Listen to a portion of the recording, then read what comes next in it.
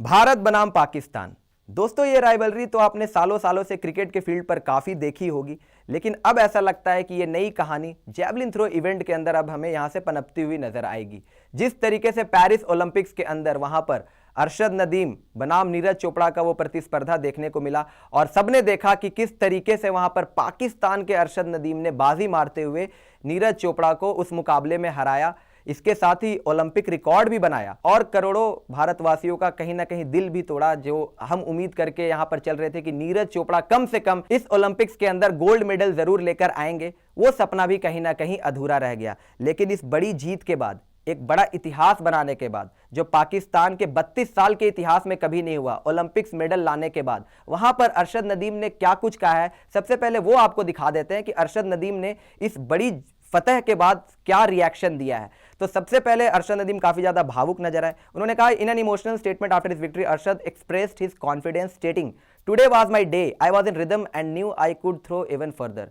यानी अरशद नदीम ने कहा कि ये उनका दिन था और जिस तरीके से वो रिदम में चल रहे थे, ये जो उन्होंने थ्रो मारा, जो लगभग ओलंपिक रिकॉर्ड बन गया, वहां पर 92.97 मीटर का थ्रो था, लगभग 93 मीटर का थ्रो मार दिया था। ये उससे भी ऊपर का थ्रो मार सकते थे, ऐसा रिदम उनका बना हुआ था। इसके आगे आ जाइए। इसके आगे अरशद नदीम कहते हैं, I was expecting and hoping to even go further, but ultimately I was confident with 92.97 meter as it allowed me to win the gold. But I will continue working harder to extend this throw to over 95 meter. यानी कि 92.97 metre मारने के बाद वो confident जरूर थे कि gold medal तो पक्का हो चुका है, लेकिन वो यहां से मेहनत करना छोड़ेंगे नहीं। और ये बताता है कि अरशद नदीम जो है, जो गोल्ड उन्होंने जीता है, इसके बाद भी उनको यहां पर अपने ऊपर क्या एक्सपेक्टेशंस है, क्या वो चाहते हैं अपने आप से। यानी कि उनका जो अगला टारगेट है, अरशद नदीम का अगला टारगेट है कि वो 95 मीटर का थ्रो मारना चाहते हैं जैवलिन के अंदर। और अपने आप में ये बताता है कि मेहनत कितनी ज्यादा इन्होंने की होगी कि ओलंपिक्स के अंदर जाकर अपने पर्सनल बेस्ट को भी बेहतर किया। इससे पहले अरशद नदीम का पर्सनल बेस्ट था 90.18 मीटर का थ्रो।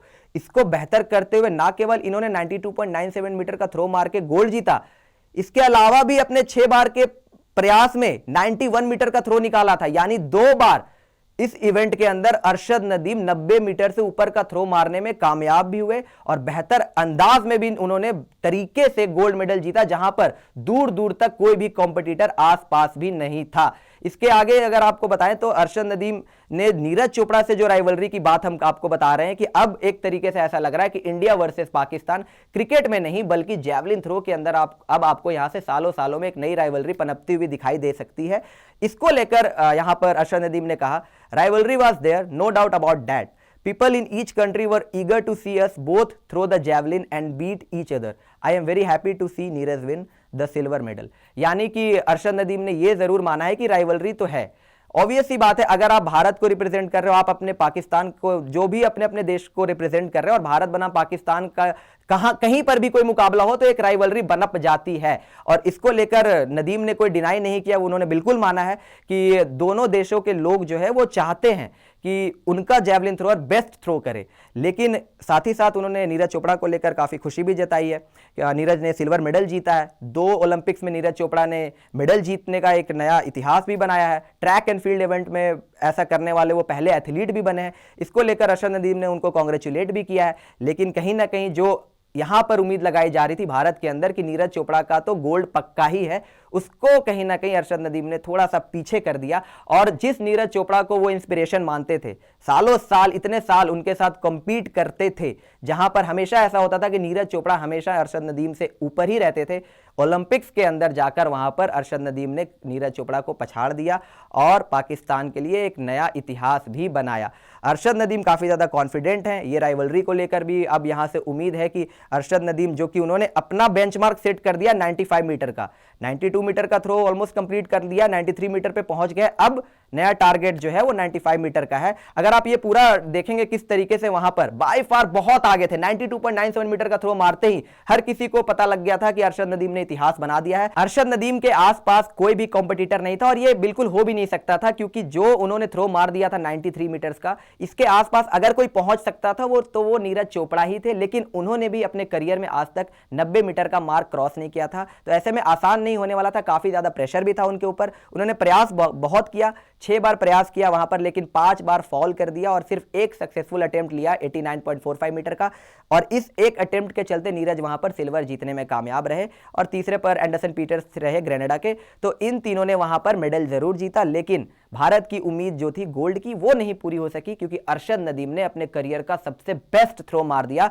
और अब यहां से उनकी जो नजरें हैं वो 95 मीटर के मार्क पर है। अब ये तो रही अरशद नदीम की बात कि अरशद नदीम ने क्या कुछ कहा है। अब हम आपको दिखाते हैं कि नीरज चोपड़ा ने वहां पर क्या ऐसा हुआ कि क्यों वहां पर नीरज चोपड़ा जो है वो 90 मीटर के आसपास या उसके ऊपर का मार्क क्रॉस करने में कामयाब नहीं हो पाए। हालांकि अगर आप देखोगे तो इंजरीज को लेकर यहां पर नीरज चोपड़ा ने काफी कुछ कहा है, लेकिन जो इंजरी की बात वहां पर हो रही थी, ग्रोइन इंजरी, आपको बता दें कि ग्रोइन इंजरी नीरज चोपड़ा को काफी ज्यादा परेशान भी उनको की है। ज्यूरिक डायमंड लीग में वहां पर वो इंजर्ड हो गए थे, ग्रोइन में इंजरी आ गई थी, जिसके चलते काफी टूर्नामेंट्स मिस किए थे और इसने कहीं ना कहीं थोड़ा सा डिस्टर्ब भी किया था, जिसके चलते वो उन्होंने बताया कि वो 50 to 60% अपना एफर्ट लगा पा रहे थे, क्योंकि कहीं ना कहीं माइंड में वो चीजें चल रही थी कि वो इंजरी थोड़ी ज्यादा बढ़ ना जाए, और इसी ने थोड़ा सा कहीं ना कहीं नीरज चोपड़ा को थोड़ा सा पीछे कर दिया। और इसके अलावा जैसे ही अरशद ने वो 93 मीटर का मार्क ऑलमोस्ट वहां के आसपास वो पहुंच गए, तो इसने इतना ज्यादा मेंटल प्रेशर बना दिया था कि नीरज के पास फिर कोई चांस नहीं था दूर दूर तक कि वो उसके आसपास पहुंच सकते थे। इसके अलावा एक जो राइवलरी की बात अरशद नदीम ने कही, उसको लेकर नीरज चोपड़ा ने यहां पर ये बोला कि ये कंपटीशन जो था पेरिस ओलंपिक्स के अंदर, जो जैवलिन थ्रो का कंपटीशन था, ये सबसे ग्रेटेस्ट कंपटीशन अभी तक जितना नीरज चोपड़ा ने कंपटीशन फेस किए हैं उसमें से ये कंपटीशन नीरज चोपड़ा के लिए सबसे ज्यादा चुनौतीपूर्ण था। Greatest javelin throw competition ever यहां पर नीरज चोपड़ा ने इस कंपटीशन को बताया है। और ये कहीं से भी बिल्कुल, अगर आप देखोगे जिस तरीके से ये फियर्स कंपटीशन नीरज चोपड़ा और अरशद नदीम के बीच हुआ, इसने 100% इस बात को साबित किया है कि नीरज के लिए कितना मुश्किल रहा होगा। यहां पर अरशद नदीम ने ओलंपिक्स के अंदर नीरज को पछाड़ा है। अब क्या यहां से जो कंपटीशन की बात हो रही है, जो राइवलरी की बात हो रही है, एक तरफ अरशद नदीम ने बोल दिया है कि दोनों ही देशों के लोग ये चाहते हैं कि मैं अपना बेस्ट दूं, उधर से नीरज अपना बेस्ट दे, लेकिन अभी के लिए फिलहाल ओलंपिक्स के अंदर अरशद नदीम ने एक तरीके से अपने इंस्पिरेशनल जो उनके पार्टनर थे वहां पे जैवलिन थ्रो, इंडिया के काउंटर पार्ट जो थे वहां पे उनका कंपटीशन, उनको पछाड़ दिया है। तो क्या नीरज चोपड़ा भी यहां से, जो इतने सालों से उनकी मेहनत रही है, जो वो बार बार लगातार 90 मीटर का मार्क क्रॉस करने की बात कहते हैं, क्या उसको बेटर करके आने वाले साल में अरशद नदीम को पछाड़ेंगे या अरशद नदीम को हराएंगे? क्योंकि कई बार उन्होंने अरशद नदीम को हराया हुआ है। तो अब ये राइवलरी किस तरीके से पनपेगी, किस तरीके का रूप लेगी, यहां से LA Olympics, Los Angeles Olympics 28 के अंदर अब यह देखना होगा कि क्या नीरज चोपड़ा यहां पर इस हार का बदला वहां लेने में कामयाब हो पाते हैं या नहीं। बीच में कई मुकाबले भी होंगे, आपका कॉमनवेल्थ गेम्स भी आएगा, एशियन गेम्स भी आएगा, और भी कई डायमंड लीग्स में एक दूसरे के आमने सामने होंगे ये। लेकिन जब जब अरशद नदीम और नीरज चोपड़ा जैवलिन थ्रो के इवेंट में होंगे, भारत बनाम पाकिस्तान, ये टैगलाइन हमेशा से चलेगा। जैसे हम एक समय पर क्रिकेट में देखते थे, अब ये बदलकर जैवलिन थ्रो में शिफ्ट हो जाएगा, क्योंकि इस समय पर अगर आप क्रिकेट देखेंगे तो भारत और पाकिस्तान के बीच में कोई कंपटीशन नजर नहीं आता है। इंडिया बहुत आगे है इस समय पर, जिस तरीके से पाकिस्तान की क्रिकेट टीम खेल रही है। लेकिन जिस तरीके से अरशद नदीम का ये राइज देखा है, कहानी बड़ी, एक तरीके से आप देखोगे तो बहुत ज्यादा इमोशनल स्टोरी रही है इनकी भी। अरशद नदीम जिस तरह गांव से आते हैं, वहां पर इतनी कोई फैसिलिटी नहीं थी, और एक समय तो ऐसा भी था कि जैवलिन थ्रो खेलते भी नहीं थे, ये क्रिकेट ज्यादा खेलते थे, क्योंकि पाकिस्तान के अंदर ज्यादा क्रिकेट को